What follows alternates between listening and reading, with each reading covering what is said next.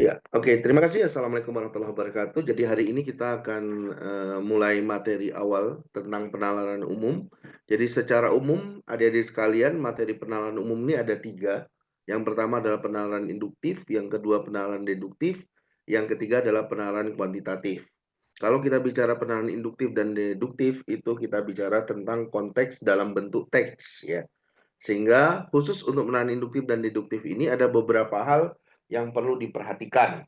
Yang pertama adalah saya menyebutnya dengan kaidah dasar. Jadi ada 3 kaidah dasarnya di penalaran induktif dan deduktif. Yang pertama, apapun nanti jawaban yang Anda akan ambil itu konteksnya harus pastikan based on the text. Jadi berdasarkan teks yang ada. Jadi Anda dilarang untuk menyimpulkan, menjawab soal di luar dari konteks teks yang ada. Jadi dengan kata lain ya, apapun itu kita harus percaya bahwa itu adalah benar, ya. Yang disebutkan di dalam teks itu benar. Nah, biasanya ini ditandai dengan pertanyaannya. Jadi ada beberapa pertanyaan itu yang kita bisa identifikasi. Contohnya, misalkan manakah yang paling benar? Jadi kata paling benar itu mengindikasikan bahwa keterangan di dalam teks itu sudah lengkap. Jadi kita tidak perlu menginsertkan apapun di luar dari konteks teks yang ada. Nah, kalau itu tidak bisa dilakukan, adik-adik sekalian, maka langkah kedua adalah kita lihat apakah pertanyaan dan pernyataannya mengandung fakta atau data. Kalau dia mengandung fakta atau data, maka libatkan fakta atau data itu dalam pengambilan keputusan. Nah, contohnya biasanya ini juga dilihat dari pertanyaan, muncul keterangan manakah yang paling mungkin benar. Kata mungkin di situ mengindikasikan terjadi yang namanya keraguan-raguan. Ketika terjadi keraguan-raguan, maka kita perlu menginsertkan ya informasi tambahan. Nah, disinilah letaknya atau pentingnya yang namanya pengetahuan umum. Jadi adik-adik sekalian harus punya pengetahuan umum, terutama hal-hal yang lagi ngetren sekarang. Nah, kalau tidak bisa lagi gimana, Kak? Kalau tidak bisa lagi, maka tidak dapat disimpulkan. Nah, itu ya. Nah, ini biasanya ditandai dengan option jawaban kalau tidak DE biasanya. Ya, tidak dapat diambil kesimpulan apapun karena informasi tidak lengkap. Tidak dapat ditarik kesimpulan apapun karena tidak relevan, ya. Yang dibicarakan tidak relevan. Jadi ini yang saya sebut dengan kaidah dasar. Jadi apapun nanti bentuk soalnya yang berkaitan dengan teks, tolong ini menjadi suatu rules utama. Jadi cara utama Anda dalam mengambil sebuah keputusan. Yang kedua adalah diksi.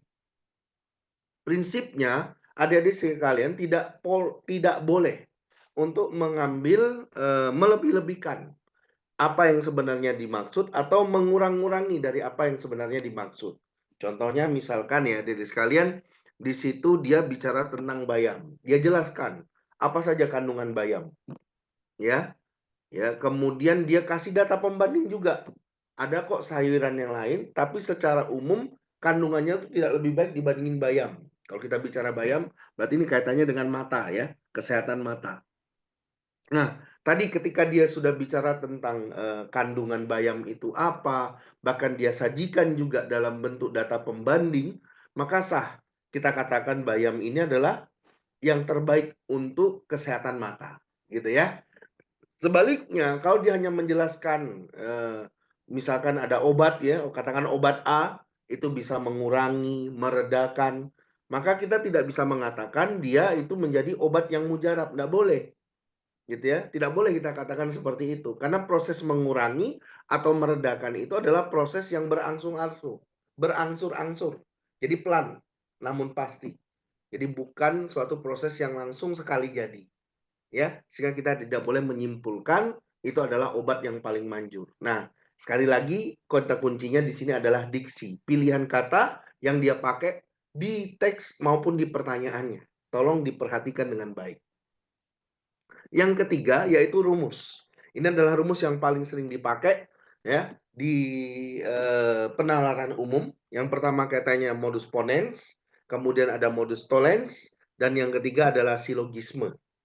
Nah, selain itu nanti ada satu lagi bentuk ekuivalensi. Nah, untuk nanti adik-adik sekalian, Bapak Ibu guru, saya pesankan untuk tolong materi ini diajarkan secara spesifik ya. Sehingga nanti adik-adik itu paham ya, bagaimana cara mencari ingkaran dari suatu pernyataan, bentuk ekuivalensi itu pemanfaatannya seperti apa, gitu ya. Sehingga nanti mereka tidak bingung. Nah, ada 4 bentuk utama yang paling sering keluar kalau kita bicara bentuk ekuivalensi. Yang pertama adalah jika P maka Q, ini ekuivalen dengan lingkaran P atau Q, dan dia juga ekuivalen dengan kontrapositif atau kontraposisinya, yaitu lingkaran Q maka lingkaran P. Yang kedua, awalnya kita punya pernyataan majemuk P atau Q, yang ditanyakan di situ adalah lingkarannya, maka ini ekuivalen dengan lingkaran P dan lingkaran Q. Ya. Kemudian yang ketiga, awalnya sebaliknya ya, kita punya P dan Q, pertanyaannya adalah lingkaran dari pernyataan majemuknya, maka ini ekuivalen dengan lingkaran P atau lingkaran Q. Dan terakhir, kalau awalnya kita punya pernyataan majemuk jika P maka Q, pertanyaannya adalah lingkarannya itu apa, maka dia ekuivalen dengan P dan lingkaran Q. Nah, bentuk yang terbaru yang sering keluar saat ini di UTBK itu adalah bentuk seperti ini. Jadi ternyata rumus umumnya simpel banget. Jadi kalau ada kata hubung apabila, itu sebenarnya prosesnya adalah cuma dibalik. Kalau kita mau mengubah ke bentuk implikasi. Kan kita biasanya kenal jika P maka Q. Nah, kalau dia menggunakan kata apabila, Q-nya di depan, P-nya di belakang. Jadi Q apabila P, gitu nyebutnya. Ya, jadi ini adalah rumus-rumus yang perlu dipahami oleh siswa, sehingga nanti ketika mengerjakan soal, kalian akan lebih mudah dalam mengerjakan bentuk model soalnya. Oke? Yuk, kita lihat contohnya satu persatu. Kita mulai dari yang induktif terlebih dahulu. Prinsipnya ya, berpikir secara induktif itu adalah kemampuan untuk ya mengamati fakta-fakta atau kejadian-kejadian untuk menemukan sebuah prinsip atau aturan yang mendasarinya. Ya, contohnya gimana Kak? Nih contohnya. Kita lihat contohnya. Nih, jumlah pekerja yang berasal dari generasi milenial saat ini semakin banyak. Ya, kata kuncinya di sini ada ahli psikologi kerja menyebutkan bahwa pekerja milenial cenderung memiliki komitmen organisasi yang rendah. Manakah pernyataan-pernyataan berikut yang memperlemah atau tidak memperlemah pendapat ahli psikologi kerja tersebut? Jadi adik-adik sekalian dari sini kita bisa lihat ya bahwa kita cukup konsentrasi dengan apa yang disampaikan oleh ahli psikologi tersebut. Ya, gitu. Jadi kalau dia lebih dari satu gimana Kak? Ya pasti akan ada perbedaan, tidak mungkin sama. Karena kalau dia sama, maka otomatis ketika dia menolak ahli A, pasti dia mendukung ahli B. Sehingga opsinya tidak akan mungkin dapat 5. Paling banter ya maksimal 3 opsinya. Padahal kan pilihan jawabannya kan pasti ada 5 kan? Gitu. Sehingga tidak masuk akal kalau misalkan dia berkaitan ya. Inti awalnya mungkin sama tapi nanti ujung-ujungnya berbeda. Contohnya misalkan dia bicara tentang teori evolusi. Ahlinya bilang ya, tanaman ini atau tumbuhan ini melakukan evolusi karena habitatnya terlalu ekstrim. Ya. Tapi ahli B bicara ya, tanaman ini melakukan evolusi kenapa? Karena dia tidak punya zat hijau daun. Jadi ini adalah dua hal yang berbeda tinjauannya, walaupun sama-sama bicara tentang teori evolusi. Yang satu bicara karena habitat yang ekstrim, yang satu bicara tentang tidak punya zat hijau daun. Sehingga nanti pasti akan terjadi perbedaan. Maka opsinya itu bisa jadi 5. Ya, mendukung ahli A belum tentu menolak ahli B. Gitu ya. Jadi opsinya pasti ada 5. Gitu ya. Nah, sekarang kita fokus pada contoh yang saya berikan ini. Intinya apa? Di ahli psikologi ini bahwa pekerja milenial itu cenderung memiliki komitmen organisasi yang rendah. Komitmen organisasi yang rendah. Itu kata kuncinya. Oke, sekarang kita lihat pernyataan yang muncul. Pekerja milenial sering berpindah-pindah tempat kerja. Ketika dia sering berpindah-pindah tempat kerja, berarti ini mengindikasikan apa? Dia tidak punya komitmen organisasi yang tinggi. Ya, dengan kata lain, dia adalah masuk kategori tidak memperlemah tapi justru memperkuat. Ya. Nah, contoh yang kedua, pekerja milenial memberikan ide-ide terbaik untuk tempat kerjanya. Nah, logikanya ketika dia memberikan ide-ide terbaik, berarti logikanya apa? Dia pasti punya komitmen. Dia ingin kerja yang lama di perusahaan itu. Dia ingin kerja dengan hati untuk bisa menghasilkan hasil yang terbaik buat perusahaannya. Nah, dengan kata lain di sini ini justru memperlemah, gitu ya. Nah, jadi sekarang sudah bisa ya bedakan ya, mana masuk kategori memperlemah, mana masuk kategori tidak memperlemah, ya. Nah, khusus kata tidak di situ ada 2 kemungkinannya, yaitu berkebalikannya. Kalau memperlemah, kebalikan tidak memperlemah berarti memperkuat. Sebaliknya kalau memperkuat, kebalikan tidak memperkuat adalah memperlemah. Atau yang kedua, konteks yang dibicarakan berbeda. Ya, selama Anda bisa bedakan ketiga hal ini, poin ini, adik-adik pasti bisa jawab apapun bentuk soalnya. Oke? Lanjut. Yang kedua, penalaran deduktif. Ya, apa itu penalaran deduktif? Kemampuan seorang untuk bernalar secara logis dan menggunakan premis-premis atau prinsip-prinsip yang telah diketahui sebelumnya. Nah, di sekalian ini contohnya, dan kita punya premis pertama, jika hujan deras mengguyur maka jalan protokolnya banjir. Premis keduanya, jika jalan protokolnya banjir, maka terjadi kemacetan di semua daerah. Ya, sehingga dari sini adik-adik sekalian kita bisa menggunakan yang namanya silogisme. Ya, kalau silogisme, kalau premis pertamanya jika P maka Q, kemudian premis keduanya Q maka R, maka kesimpulannya adalah jika P maka R. Jadi kalau kita simpulkan, jika hujan deras mengguyur, maka terjadi yang namanya kemacetan di semua daerah. Jadi jawaban yang tepat di situ adalah yang E. Oke? Mudah ya? Yuk, lanjut ke bentuk yang ketiga, yaitu penalaran kuantitatif. Intinya kuantitatif ini adalah dia masuk dalam domain matematika, tapi masih sangat dasar banget. Jadi dia hanya melibatkan operasi aritmatika dasar di matematika. Tambah, kurang, kali, bagi, ya, pangkat dan akar bahkan, ya. Bisa seperti itu. Ini contohnya kayak gini. Saya punya 4, 6, 10, 14, 22, 26, 34, A dan B.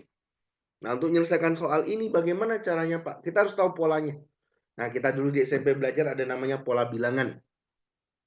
Oleh sebab itu, tolong bebaskan pikiran kalian dari yang kalian pahami saat ini, ya, yaitu pelajaran. Kan kalau kita bicara pelajaran cuma ada dua biasanya, ya, yaitu aritmatika dan geometri. Nah, di SMP kamu sudah belajar. Tolong diinsertkan lagi. Ada pola segitiga, ada pola bilangan kuadrat, ya, atau persegi, ada bilangan kubik, ya, kemudian pola persegi panjang dan seterusnya. Jadi tolong diingat-ingat lagi materi yang sudah kalian pernah pelajari, ya. Oke, kita lihat.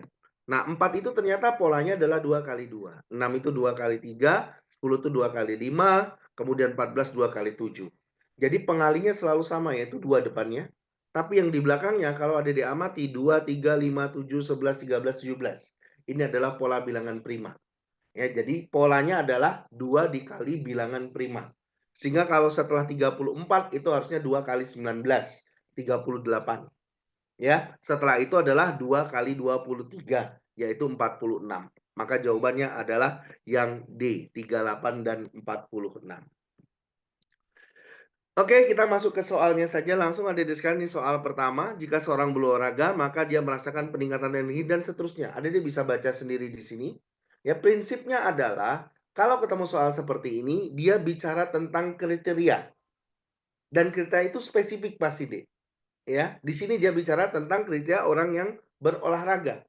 Maka jawabannya nanti kalau sesuai, ya, itu dia masuk dalam orang yang orang itu berolahraga.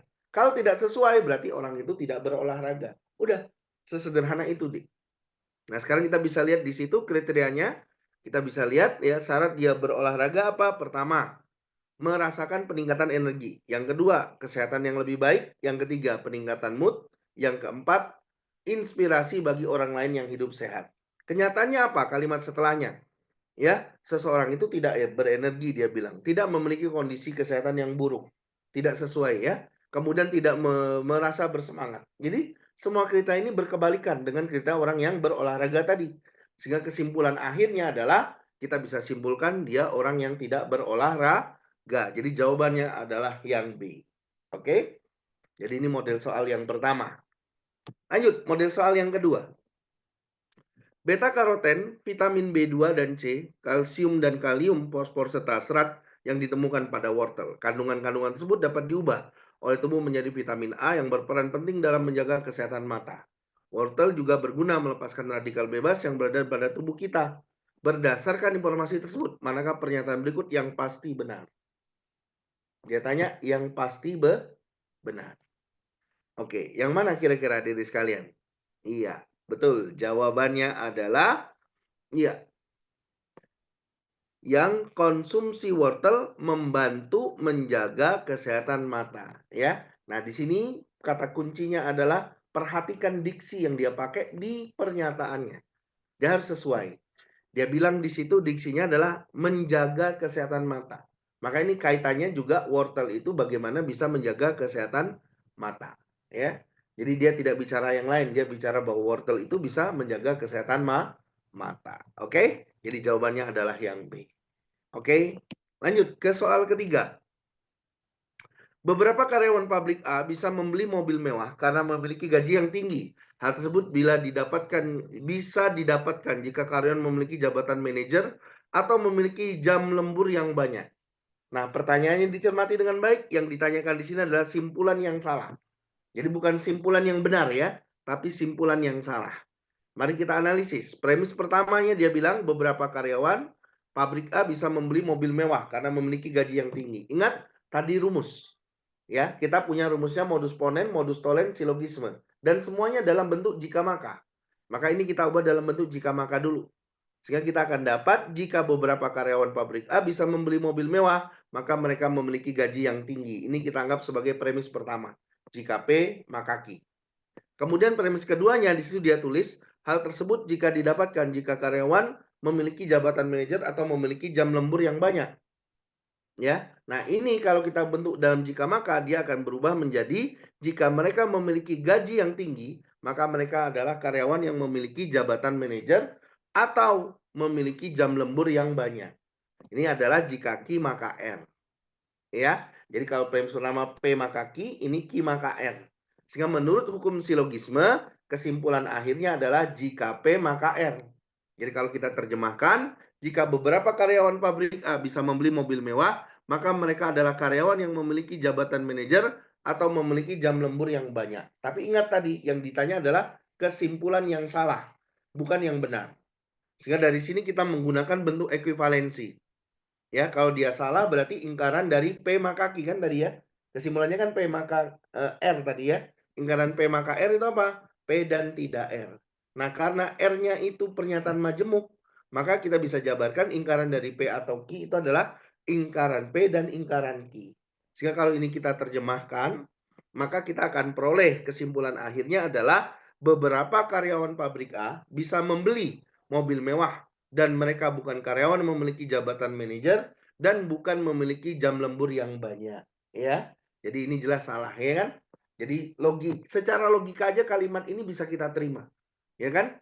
Bahwa dia bisa beli mobil mewah padahal dia bukan manajer dan dia tidak punya jam lembur yang banyak. Kan ini berarti salah kan nih kalimatnya. Secara nalar aja kita bisa terima. Maka jelas ini pasti salah. Gitu ya. Yuk, lanjut ke soal berikutnya. Bank Merdeka itu memberikan kartu kredit Black Card Merdeka pada nasabah dengan syarat tertentu. Jika memiliki kartu kredit Black Card Merdeka, nasabah akan dibebaskan dan seterusnya. Nah, di sini dia bicara tentang bagaimana seorang nasabah itu punya yang namanya kartu kredit. Ya. Nah, kita lihat ada orang namanya si Wawan, Hamdan di situ, dia memenuhi apa? Nah, kita diminta untuk menyimpulkan kira-kira seperti apa kesimpulannya. Nah, mari kita lihat. Ini strateginya sudah ada di situ, silakan baca ya. Jadi syarat memiliki kartu kredit Black Card Merdeka itu adalah nasabah dibebaskan biaya administrasi bank selama 1 tahun.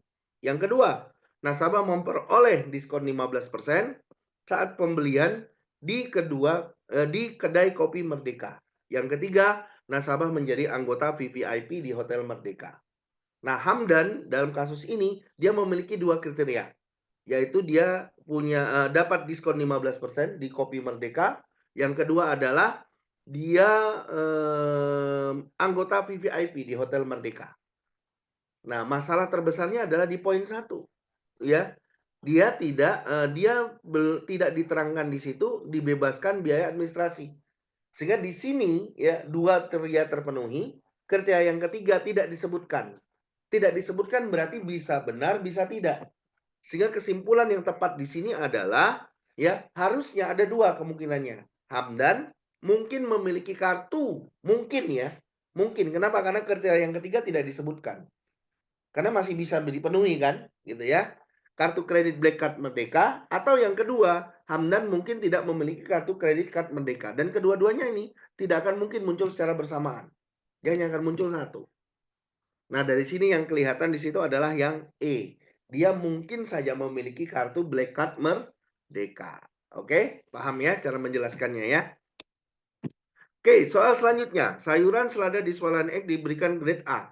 Jadi di sini sama dengan soal sebelumnya, dia bicara tentang kalau tadi kan kartu Black Card Merdeka, ini dia bicara tentang selada yang dijual di swalayan X. Kita lihat kriterianya apa? Kriterianya adalah daun berwarna hijau tanpa cacat, kemudian yang kedua memiliki rasa renyah, dan ketiga tampak segar. Nah, kenyataannya apa? Si Sena yang melakukan di situ. Ya, Sena membeli sayuran di swalayan egg. Kriteria yang dibelinya itu ternyata memenuhi berwarna hijau tanpa cacat, kemudian tampak segar, memiliki rasa renyah ketika dimakan. Dan ketiga artinya kriteria ini memenuhi kriteria yang ada di atas. Karena dia memenuhi semuanya, maka sudah dipastikan ini kesimpulannya pasti benar. Tidak akan mungkin salah. Ya, jadi jawaban yang tepat di situ adalah yang A. Mudah ya? Yuk lanjut. Nah, di sini tentang bicara ahli yang tadi saya katakan. Ternyata di sini ada dua ahli, ya. Ahli pertama bicara tentang kriteria A, ya, sama-sama bicara tentang paparan sinar matahari, tapi kita bisa lihat dokter A itu bilangnya apa? Paparan sinar matahari berlebihan menyebabkan kanker kulit. Jadi dia lebih pada akibat. Kalau kita kena paparan secara langsung, kita bisa kena kanker kulit. Ya, kemudian dokter B bilang apa? Seseorang yang menggunakan tabir surya, ya, minimal seseorang itu sebaiknya menggunakan tabir surya SPF 30 saat berada di luar agar kulitnya tidak terbakar. Nah, ternyata data di situ mengatakan bayi menggunakan tabir surya mengalami infeksi kulit. Ini kan hal yang berbeda dengan yang disampaikan dokter A dan dokter B. Ya, yang satu bicara tentang kanker kulit, ya kalau tidak menggunakan paparan sinar matahari secara langsung bisa menyebabkan kanker kulit. Ya, yang dokter B mengatakan kalau kita di luar sebaiknya menggunakan tabir surya. Walaupun kelihatannya mirip dengan yang dokter B, tapi ini dua hal yang berbeda. Ya. Jadi yang dokter B itu lebih kepada anjuran. Ya, bukan pada akibatnya. Ya. Nah, kalau ini kan bayi itu kena infeksi kulit. Ya. Jadi ini dua hal yang berbeda. Sehingga yang kita bisa katakan di sini antara data yang disampaikan dokter A dan dokter B semuanya tidak ada yang sama. Karena tidak ada yang sama, maka kita bisa simpulkan itu tidak relevan dengan pernyataan dokter A dan dokter B. Jadi jawabannya adalah yang E. Paham ya? Lanjut ke soal berikutnya. Petani jagung memberikan serbuk ek pada tanaman jagungnya secara rutin. Meski memerlukan biaya tambahan untuk membeli serbuk ek, hal tersebut tetap dilakukan agar jagung dan seterusnya. Nah, di sini ada di sekalian kita bisa simpulkan bahwa pernyataan itu secara ringkas kita bisa katakan bahwa petani jagung itu sengaja memberikan serbuk ek pada tanaman jagungnya agar tanaman jagung itu bisa tumbuh dengan subur. Sehingga hasil panen jagung menjadi optimal. Jadi kalau kita ringkas lagi, memberikan serbuk ek agar hasil panen jagung menjadi lebih optimal, ya. Jadi kalau gitu jawabannya adalah yang E. Jadi kemampuan kita membahasakan teks dalam bahasa sendiri itu sebenarnya sangat membantu, ya. Sangat membantu kita untuk menyimpulkan sesuatu. Jadi jangan diremehkan deh.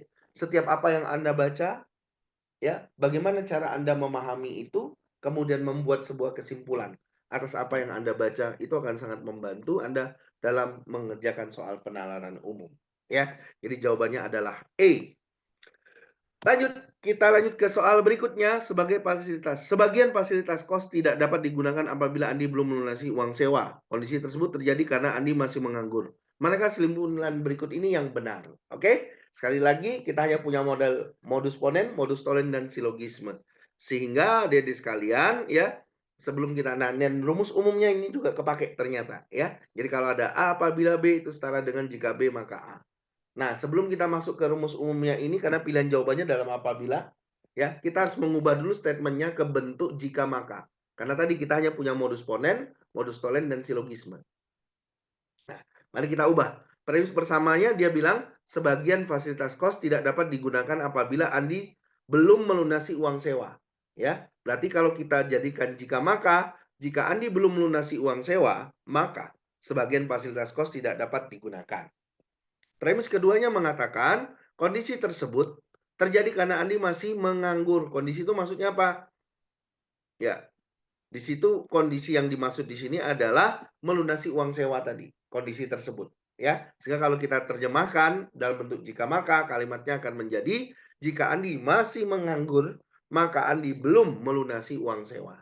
Nah, ini premis keduanya jadi premis pertama, premis pertamanya nanti jadi premis kedua. Kenapa? Karena yang ketemu adalah belum melunasi uang sewa tadi. Ya, di situ ketemunya. Ya, maka nanti dari sini adik-adik sekalian, ya, kita bisa buat kesimpulan akhirnya itu adalah jika Andi masih menganggur, maka sebagian fasilitas itu tidak dapat digunakan. Karena tadi jawabannya dalam bentuk apabila, tinggal kita balik. Sebagian fasilitas kos tidak dapat digunakan apabila Andi masih menganggur. Maka jawaban yang tepat di situ adalah D. Oke? Tinggal kita balik. Lanjut ke soal berikutnya, penalaran umum. Meski begitu, obat herbal tidak disarankan untuk dikonsumsi secara bebas untuk meminimalisasi risiko efek samping yang mungkin ditimbulkan. Konsumen disarankan berkonsultasi. Jadi kalau dia tanya pernyataan yang pasti salah adalah yang mana? Ya, yaitu ya, obat herbal dapat menjadi ini. Yang betul di situ kesimpulannya adalah yang C, obat herbal itu dianjurkan untuk diminum secara bebas tanpa pengawasan ahli kesehatan. Padahal di situ kan harus diawasi oleh ahli kesehatan, harus konsultasi.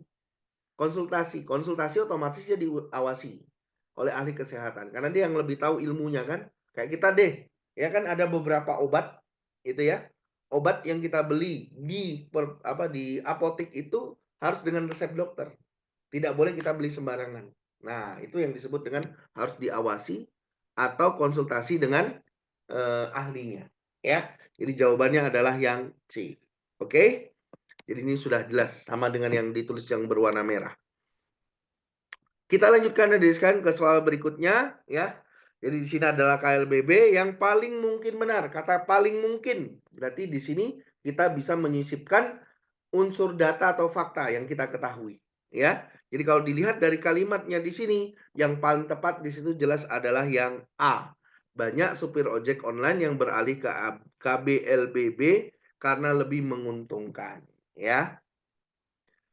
Oke, lanjut di sini kompor listrik merupakan peralatan. Jadi kalau saya lihat di sini konteks kalimatnya semua sudah lengkap. Jadi kalau konteksnya sudah lengkap, harusnya pertanyaannya paling benar atau jawaban yang benar.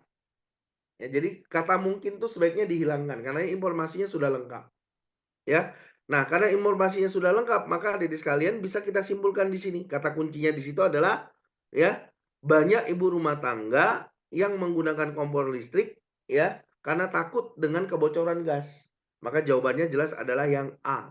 Ya kan? Jadi intinya di situ.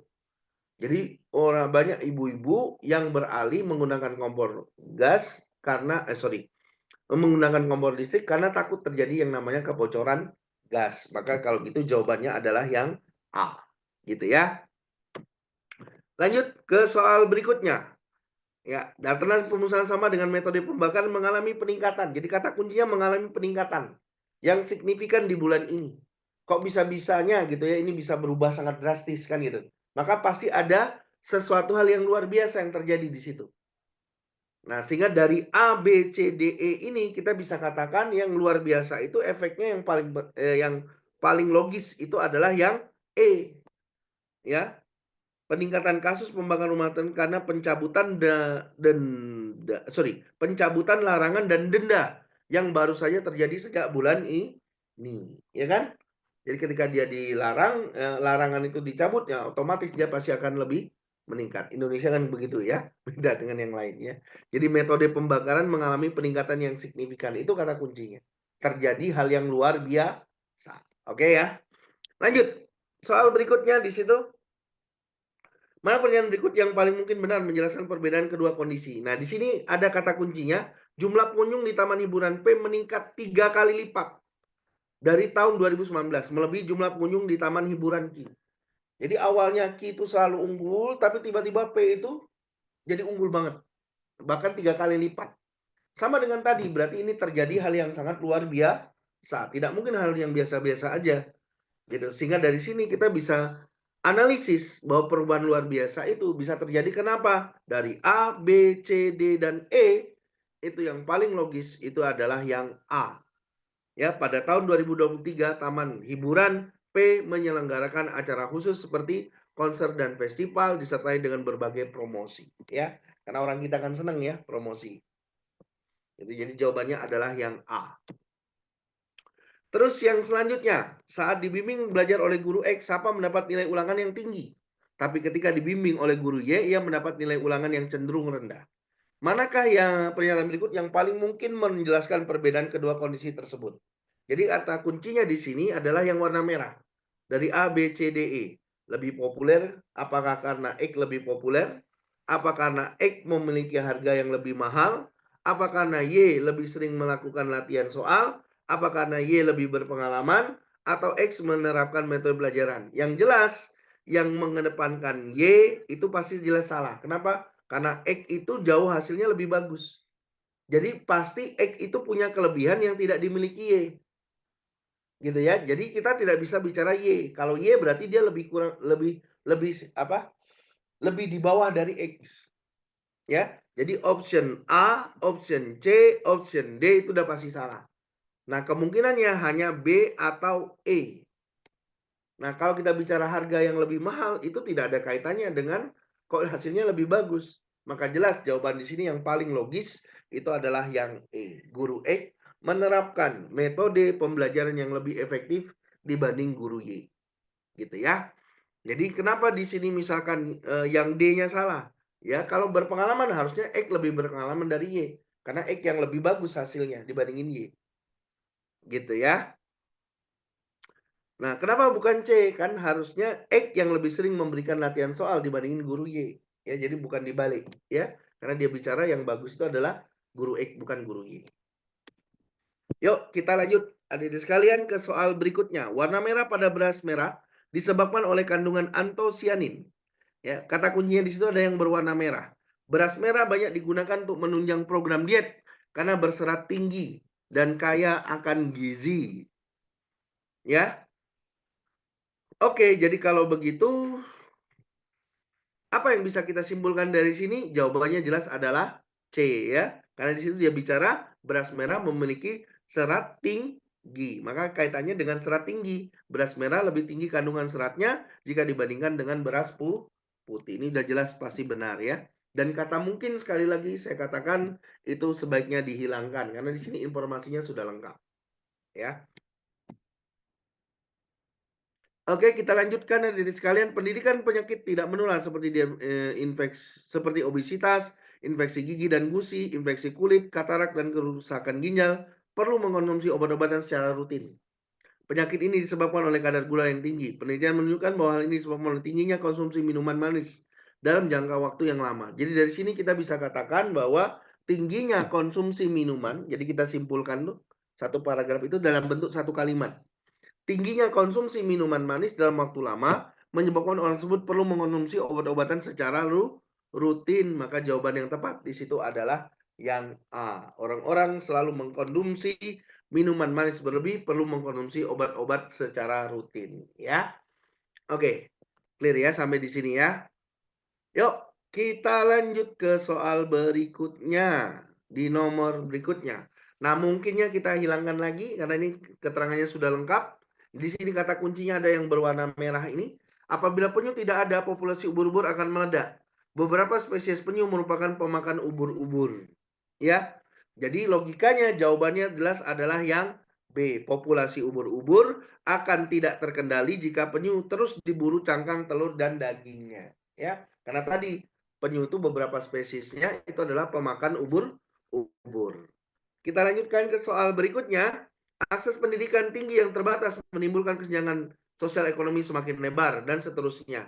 Nah, pada kuncinya di sini adik-adik sekalian, ya, kita bisa rangkum dalam sebuah kalimat, terhambatnya mobilitas sosial itu terjadi sebagai akibat dari kesenjangan sosial yang kian melebar dikarenakan akses pendidikan tinggi yang terbatas. Dengan kata lain, terhambatnya mobilitas sosial itu terjadi karena akses pendidikan tinggi yang terbatas. Jadi jawabannya adalah yang A. Ya, jadi kita bisa singkat lagi. Jadi kemampuan kalian sekali lagi menyederhanakan dan menyingkat kalimat yang panjang ini menjadi sebuah kalimat yang lebih ringkas Itu akan sangat membantu kalian untuk bisa menyimpulkan dengan mudah dan cepat, ya. Oke, kali ini kita akan bicara tentang yang memperkuat dan tidak memperkuat.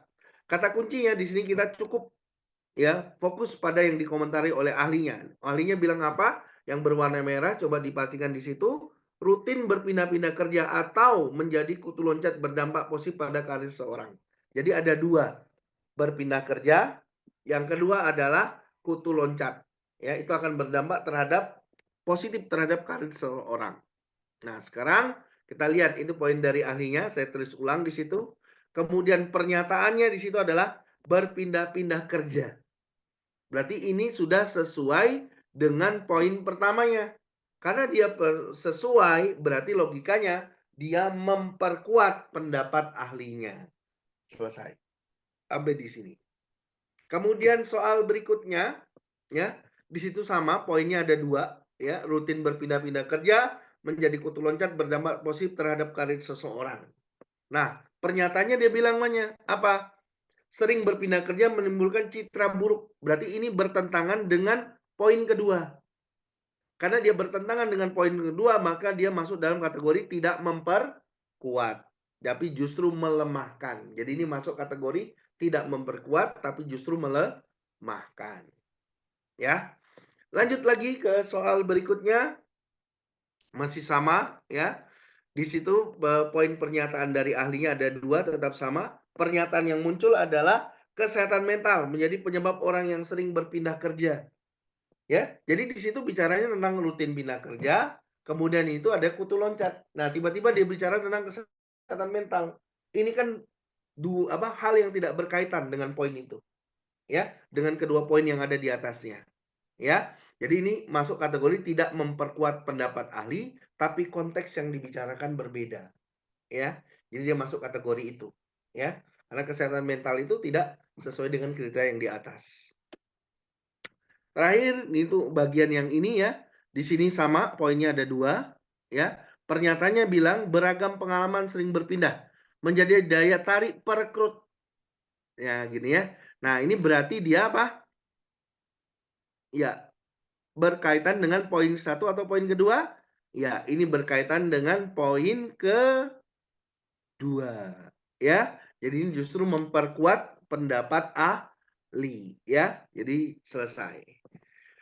Oke, ini kaitannya dengan penalaran umum. Masih ada ternyata satu lagi ya dari sekalian. Di sini kita punya soal ya, masih sama ya. Poin dari ahlinya tetap sama, tidak berubah. Pernyataannya bilang perempuan lebih sering berpindah kerja dibandingin laki-laki. Ya, ini nggak ada kaitannya dengan poin yang dua ini. Ya, jadi dia masuk kategori tidak memperkuat, tapi konteks yang dibicarakan berbeda. Dia hanya membandingkan. Laki-laki, perempuan tuh lebih suka pindah daripada laki-laki. Jadi ini kan nggak ada kaitannya dengan rutin berpindah kerja dengan menjadi kutu loncat, ya. Dia hanya bicara masalah gender di sini. Jadi ini dua hal yang berbeda. Oke? Jadi jawabannya adalah tidak memperkuat tapi masuk kategori konteks yang dibicarakan berbeda. Oke? Kita lanjutkan adik-adik sekalian soal berikutnya di penalaran umum. Sekarang sudah mulai masuk ke kuantitatifnya, ya. Jadi di sini adalah tujuannya kita bisa menemukan polanya. Jadi kita lihat pola yang pertama 61 ke 68 tambah 7. 68 ke 72 tambah 4. 72 ke 79 tambah 7. 79 ke 83 tambah 4. Jadi polanya ternyata plus 7 plus 4 plus 7 plus 4. Maka berikutnya plus 7 lagi. Jadi 83 tambah 7 ketemunya 90. Yang kedua 48 ke 57 tambah 9. 57 ke 69 tambah 12. Ya 69 ke 78 tambah 9. 78 ke 90 tambah 12. Jadi polanya plus 9 plus 12. Plus 9 plus 12. Maka berikutnya harusnya plus 9. 90 tambah 9 ketemunya 99. Jadi jawabannya adalah 90 dan 99. Itu jawabannya. Ya. Ini hanya masalah pola bilangan aja. Kita lanjutkan adik sekalian soal berikutnya di sini. Nah, apabila memiliki peserta dengan nilai akhir setelah pemohonan tertinggi, peserta terpilih adalah yang mana? Intinya, pada setiap nilai untuk formulir ini kita kalikan 20%. Setiap nilai video ini kita kalikan 80%. Kemudian kita tambahkan satu kolom di kanannya yaitu total, ya. Nah, dari sini kita bisa lihat ternyata ya yang Arik itu total nilainya 72, Dan yang paling tinggi di situ adalah Erwin, nilainya adalah 90. Sehingga dari sini jawabannya adalah peserta yang nilai akhir setelah pemohon tertinggi, maka peserta yang terpilih jelas adalah Erwin karena dia nilainya yang paling tinggi. Ya. Terus yang selanjutnya dengan nilai akhir setelah pemohon di atas 80 akan dipanggil wawancara. Jadi dari tabel tadi yang sudah kita buat, tinggal kita pilih yang nilainya di atas 80. Yang mana? Ternyata ada 3, yaitu Bian, Ciko, sama Erwin. Itu yang di atas 80. Ya, berarti jawabannya adalah C. Ada 3 orang. Ya. Kita lanjutkan ke soal berikutnya. Ini hanya membaca data adik sekalian. Jadi kelihatannya di sini manakah dua pernyataan benar berdasarkan gaprik di atas. Jadi poin pertamanya jelas salah. Kurang dari 300 perusahaan penyedia layanan internet berada di Indonesia. 2018 ada 350. Nggak mungkin kurang. Jadi poin 1 salah. Terus sekitar 400 perusahaan penyedia layanan itu tercatat pada tahun 2019. 2019 ada 400-an. Berarti benar. Poin 2 benar. Poin ketiga, jumlah perusahaan menyedia layanan internet tahun 2020 lebih rendah daripada 2019. Jelas salah, karena dia selalu naik setiap tahunnya. Ya, jadi kalau begitu yang keempat, pada tahun 2021 perusahaan penyedia layanan internet Indonesia berjumlah lebih dari 600 perusahaan. 2021 ya lebih dari 600-nya, ini di atas 600 harusnya. Jadi yang ini benar, ya. Jadi ini saya salah dalam mengasihkan ini di atas 600. Ya. Ini di atas 600 harusnya keterangannya. Oke, jadi jawabannya adalah yang poin kedua dan poin keempat ya. Jadi ini saya kurang membaca nih kan, ini 600, kelihatan gambarnya masih di atas 600 dikit. Ya. Jadi itu harusnya di atas 600. Yang ini juga sama, bukan 800 ya. Harusnya di atas 800 ini. Ya. Jadi kalau yang 2020 menyentuh angka 800 jelas salah ya. Dia di atas 800 malahan. Ya. Oke, kita lanjutkan. Soal berikutnya, di situ 11/9 ditambah 47%. Ya, hasil penjumlahan yang paling mendekati ada berapa? Kata kuncinya adalah didiskusikan mengerjakan soal ini konversi pecahan.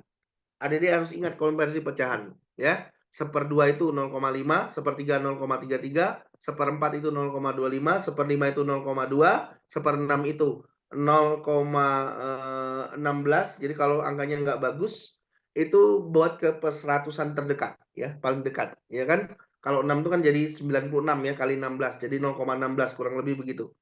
Ya, 1/7 itu kalikan 14 berarti 0,14.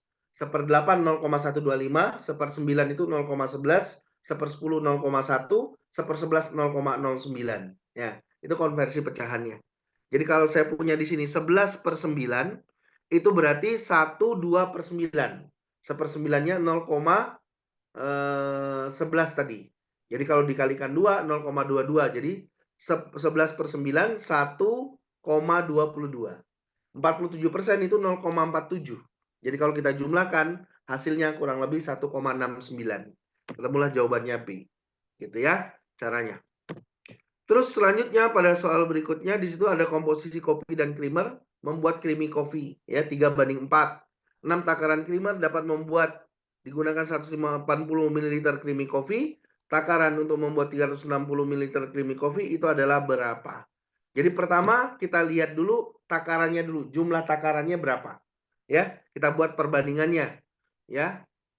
Masih pakai perbandingan senilai. Misalkan yang dicari itu kan untuk yang 360 ya. Jadi kita punya X/6 itu sama dengan ya, X/6 itu sama dengan 3/4. Gitu ya, 3/4. Jadi kita punya perbandingannya adalah 3/4. Ya. Berarti kalau begitu kita akan punya di situ kalikan silang ya, X-nya sama dengan 6 kali 3 18 dibagi 4. 9/2, 4,5. Nah, pertanyaannya di situ adalah takaran kopinya. Jadi kalau mencari takaran kopinya itu adalah jumlah takaran kopinya adalah X ya gitu ya. Yang ditanyakan kopinya. Ya. Itu berarti kalau begitu mencari X-nya sama dengan 4,5 ketemunya. Nah, sekarang kalau kita ingin cari takarannya, kan 360 itu kan 2 kali lipat dari 180. Berarti caranya adalah 360 kita bagi 180, kita kalikan jumlah takaran kopinya 4,5. Jadi ternyata itu butuhnya adalah 9 takaran. Kalau 6 takaran tadi butuhnya dapatnya 180, berarti 9 takaran itu untuk mendapatkan 360 ml creamy coffee. Jadi jawabannya adalah yang D. Ya, pahamnya sampai di sini ya. Oke, selanjutnya ini hanya kemampuan membaca ya. Jadi untuk yang dolar A di situ ada 30, berarti 30.000. Kemudian di sini 2, berarti per 1 dolar A-nya 30.000 dibagi 2. Kita bisa dapatkan di situ adalah 15.000. Jadi kalau ada 5 dolar A ya, itu ya di option A itu 5 kali 15.000 dapatnya 75.000. Itu nilai tukarnya. Sekarang kalau dolar B ya sama, B kan di atasnya ada 40, berarti 40.000 dibagi 2. Jadi Rp20.000 per 1 dolar. Kalau di situ ada 4 dolar, berarti 4 kali 20.000 ketemunya 80.000. Dolar C juga begitu, 35.000 dibagi 1 ya, karena di bawahnya angkanya 1. Dapatnya 35.000. Di situ dolar C-nya 2. Kita kalikan 2 ketemunya 70.000. Dolar D di situ adalah 45.000 ya, kita bagi dengan 3 ya. Berarti ketemunya 15.000. Maka dolar D-nya saja kalau ada 3 dolar D, 3 kali 15.000, 45.000. Terakhir untuk dolar E, di situ ada 25 sama 4, berarti 25 dibagi 4. Itu ketemunya 6.250. Jadi kalau ada 6 dolar E, kita kali 6 ketemunya 37.500. Sekarang dari sini yang paling tinggi itu adalah yang dolar B, maka jawabannya adalah B di situ. Oke, kita lanjutkan ke soal berikutnya. Ini tinggal dipotong ya, jadi tinggal konversinya saja.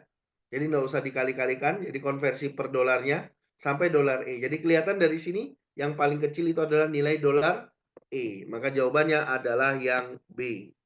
Nilai terkecil adalah nilai tukar dolar E. Ya. Oke, kita lanjutkan di sini adik-adik sekalian. Nah, ini adalah pola barisan dan bilangan lagi ya. Di situ ada 2, tiap itu berulang 2 2 2 2. Jadi ini namanya pola sisipan. Jadi angka 2 itu adalah sisipannya. 2 3 2 lagi. Terus 6 2 lagi. Jadi yang kita lihat adalah polanya yang warna hitam. 3 ke 6 kali 2, 6 ke 12 kali 2, maka Y-nya kali 2 jadi 24. Nah, setelahnya pasti 2 lagi karena kan dia disisipkan angka 2. Sekarang dari sini kesimpulannya adalah 24 dan 2. Jadi jawabannya adalah yang D. Oke. Kita lanjutkan ke soal berikutnya yang terakhir adik-adik sekalian. Di sini adalah tentang intinya dia ingin nanya ya, mana dan mana yang harus diketahui agar kita bisa tahu jumlah usia Mingyu dan Enwu ya. Nah, dari sini kita coba ya dugaannya. Jadi Anda harus berani ngambil keputusan. Kalau gini kan banyak sekali ya probabilitasnya.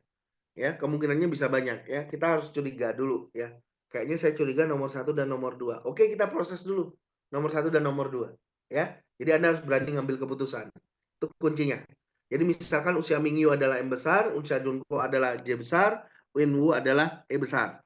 Nah, nomor 1 dikatakan rata-rata usia Mingyu dan Junko adalah 19. Jadi cara mencari rata-rata kan rumusnya sama ya. Dijumlahkan M tambah J dibagi 2 sama dengan 19. Kita kalikan silang berarti M plus J-nya 38. Ini persamaan pertama. Terus yang kedua, Jungkook lebih tua 4 tahun daripada NU. Berarti J-nya sama dengan E plus 4. Nah, ini kita substitusikan persamaan kedua ini ke persamaan 1. Ya, jadi J-nya kita ganti E plus 4. Maka kita akan dapat M plus E plus 4 sama dengan 38. Ya, 4-nya geser ke kanan, M plus E-nya sama dengan 34. Nah, yang ditanya apa? Jumlah usia M Mingyu dan NU. Berarti M plus E kan? Kita ketemu. Oh, ternyata dari sini kita udah ketemu. Berarti logikanya yang harus dipakai untuk mencari tahu jumlah Mingyu, usia Mingyu dan NU itu adalah nomor 1 dan nomor 2. Ketemulah jawabannya yaitu yang A. Oke, adik sekalian, rasanya itu dari saya. Terima kasih adik sekalian. Ya, jadi ini adalah nomor saya. Kalau nanti ada yang ingin tanya, boleh silakan. Ya, oke itu aja dari saya. Mungkin terima kasih sekali lagi buat adik sekalian. Tetap sukses, tetap semangat. Mudah-mudahan nanti adik sekalian bisa dapat nilai yang terbaik di UTBK dan masuk ke perguruan tinggi terbaik yang kalian inginkan. Musuh terbesar kalian adalah diri kalian sendiri.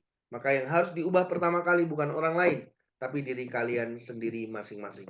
Tetap semangat, tetap belajar, kejar cita-cita kalian karena itu yang bisa mengubah nasib kalian semua. Dari kakak terima kasih, kakak akhiri. Assalamualaikum warahmatullahi wabarakatuh.